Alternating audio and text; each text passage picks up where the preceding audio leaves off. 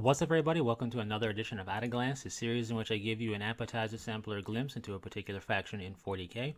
And the goal behind it is to help you decide if you want to look further into the Force on your own, or maybe even start collecting that Force as well. So, with that said, it's been a while, and this is up by request. Now, if you had a request in, let's say, in the past, it's been a while since I've done one of these, I try to check the comment section, or just comments, I should say, period, for requests for At a Glance. This is the easiest one I saw. Is also relatively recent, which is why I saw it easily. So if I missed one, by all means, just request it again. I'll get there.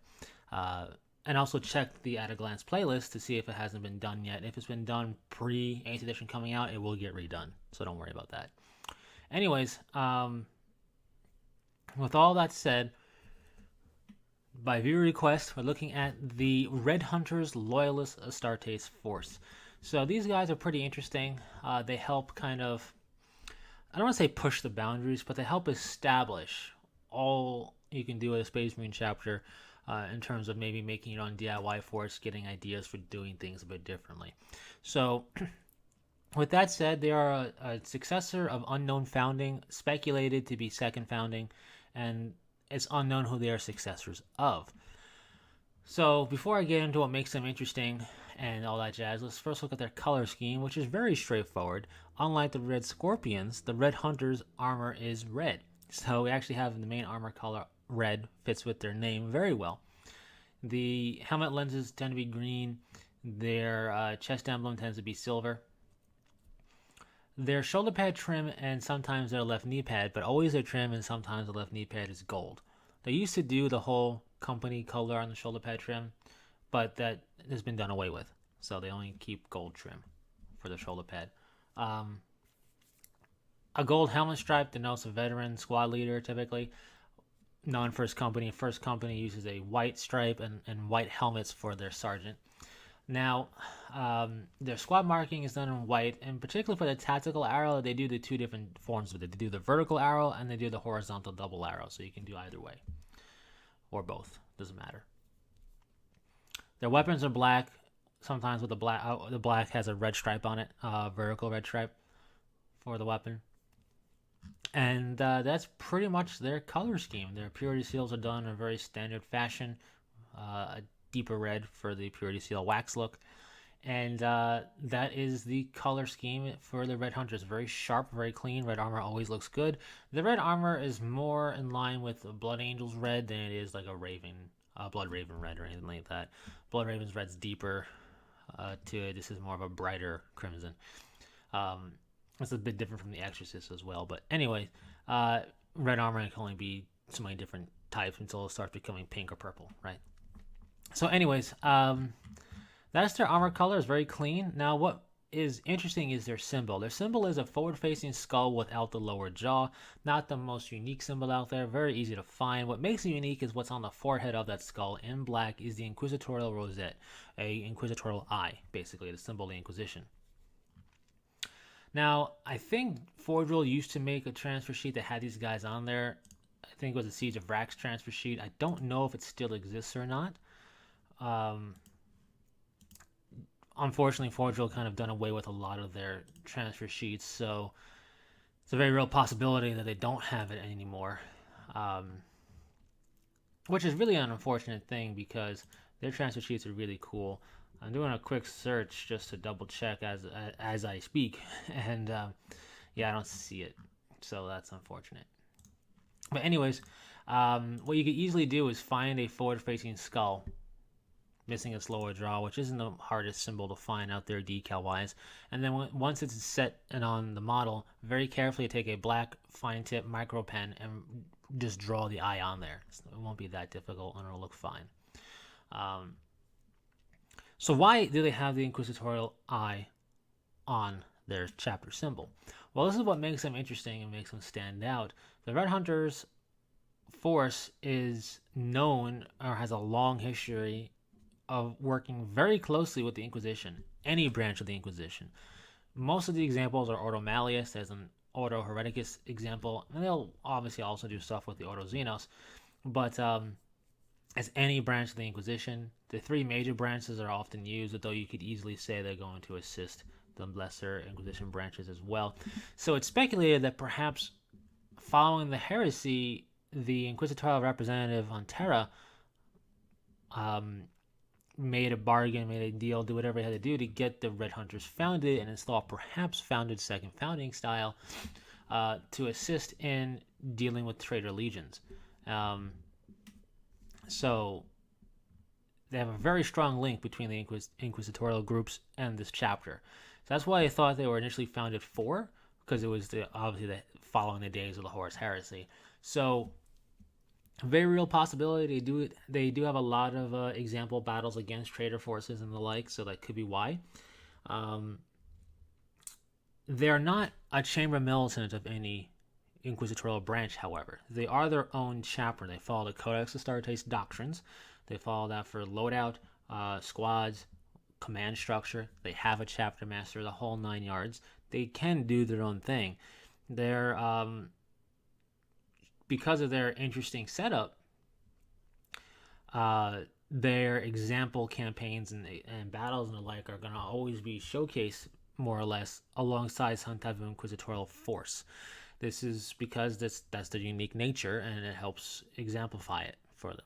So while you could have a company or two go off and deal with a greenskin threat by themselves, and they would, you also have them having their forces alongside the inquisitorial units, the Inquisition, the Inquisitors specifically, and on rare occasions, the entire chapter will be under the command of an Inquisitor Lord. So they still have a chapter master and everything. So basically, it's the way that it makes sense to me. The way it's kind of showcased is the Inquisitorial Lord is overall commander of the campaign and delegates what they want the Red Hunters to do, and the Red Hunters chapter command executes it. Although they will quite literally fight alongside the Inquisitor Lord and even form bodyguard units for them. Now, this is of great benefit to the Inquisitor Lord because you're having an Astartes force defending you. Always good. So it adds extra oomph and might to the Inquisition when necessary. But they are still their own chapter. So their founding was during the time in the lore, you could say, when the lore really had the chaos feel like a threat. Nowadays, we see a demonic incursion, and we'll see Ashra Militarum, Imperial Guard units just holding the line themselves, a whole dozen of them defending a world successfully, and then that's it sometimes. Back in the day, with demonic incursion and chaos corruption, that didn't happen. They would be overrun, corrupted, and the Inquisition would come in with the Grey Knights, with these guys, whatever, and they would fight a long and hard battle to wipe it out. And then once the chaos threat was stamped out of that world, all Imperial Guard Militarum units would be wiped out or turned to Mind Scrub servitors to not risk the taint of the corruption of chaos spreading in their hearts of mere mortal men, if you will. So that's how it used to be. It was a very dangerous thing to deal with. It caused a lot of strife with the Inquisition and certain Imperial units, such as the Space Wolves and the like, and the Red Hunters are part of this. So as a result, the fluff still incorporates that, and a lot of their line brethren are mind wiped following campaigns. So they have the Battle Brother still exists. He doesn't get killed. He just gets mind scrubbed, kind of MIB style, to kind of clean them off of that potential taint, whatever, of the knowledge of what's going on, and they continue to fight on, and then have it happen again. So they get multiple mind wipes, which is interesting. And as a result, they got a lot of battle honors on their vehicles, some of which have been removed, other of which are there that the chapter doesn't really know what it's for because they don't have any memory of it. So that's kind of interesting. So that's kind of the whole setup of the Red Hunters. A very different setup. It's not like Ordo Malleus's Grey Knights, right? They are purposely there to be the chamber militant of the Demon Hunters. The Alien Hunter, Ordo Xenos, have the Death Watch, that temporary force that I've gone over already. These guys are their own force that just always come to the aid of the Inquisitors whenever asked, basically. We also saw this following the Badab War when the Red Hunters basically have task force assigned to track the Mantis Warriors and to track the Lamenters. They would have their forces tracking them. They were on a penance crusade where they couldn't recruit to replenish the losses, and they were proving themselves as loyal to the emperor, and basically chronicling this and making sure they follow the rules, you could say, and just keep an eye on them was the Red Hunters at the express request from the Inquisition to do so. Which, by the way, when High Fleet Kraken and the Lamenters were doing battle, the Red Hunters chapter suffered losses as well. It's not like they would just hang out and don't do anything. They will also engage in the area, and then they had to against High Fleet Kraken. So they basically had to come to the aid of the Lamenters because they were dealing with it too. So that's kind of an interesting setup. Anyway, so that's the whole shebang of the Red Hunters. A very interesting setup. If you want to represent these guys, the standard Space Marine Codex is going to work just fine.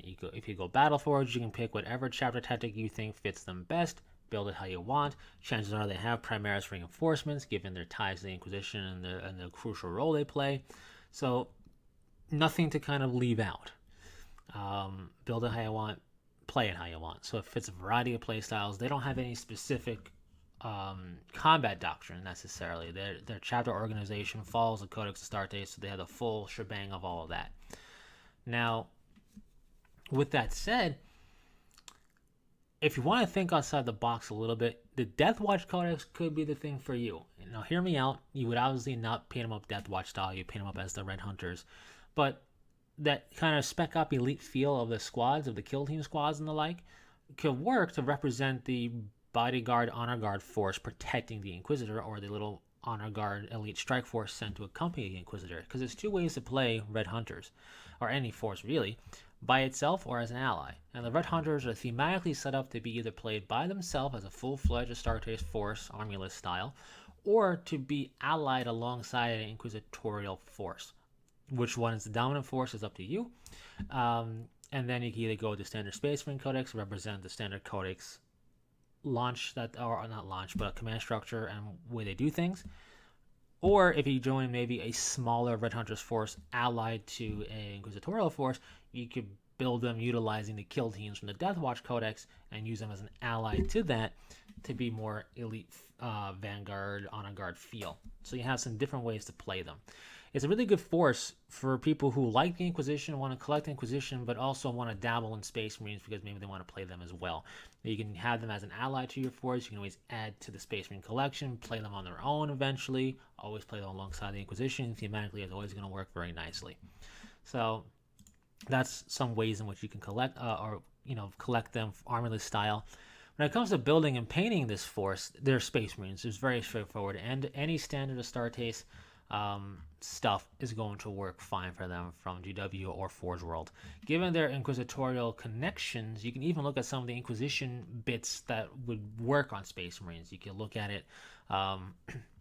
Maybe one of them have the Death Watch shoulder pad still to represent their time in the Death Watch, or was their time serving a Ordo Xenos Inquisitor. So it's just that shoulder pad on their armor. Maybe you can make use, not that they would use Grey Knight weapons, but you could use one as a basis. If it has the Inquisitorial eye on it, no big deal. It's just a power sword gifted to them by an Inquisitor for exemplary service or whatever. So you can have some cool mix and matching that way. But any standard Space Marine bits and kits from Forge World or GW will work just fine.